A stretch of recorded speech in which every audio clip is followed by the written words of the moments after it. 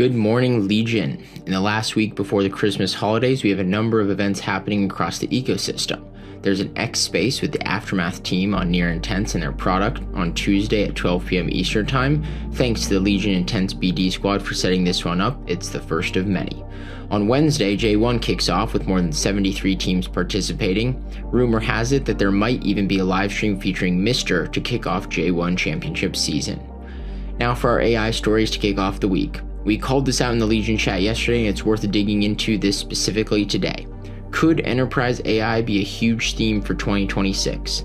In 2025, we've seen some incredible progress in both open source and closed source frontier models. Could these models find their ways into corporate systems in 2026? Greg Brockman and Sam Altman from OpenAI seem to think this is the case. Sam Altman told a private lunch that the issue has been an application problem, not a training problem.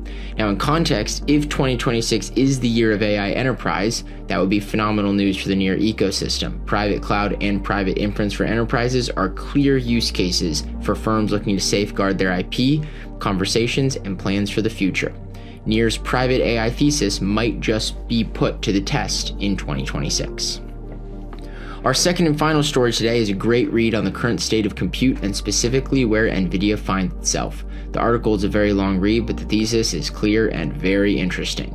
NVIDIA is dependent on endless debt and credit, as are most of the customers of AI compute, creating a deadly cycle that ends in disaster. As the title suggests, NVIDIA isn't Enron, but what exactly is it? Skepticism towards the future of compute abounds in this one, which is why we highly recommend giving it a deep dive. That's all for today, folks. We'll do this all again real soon.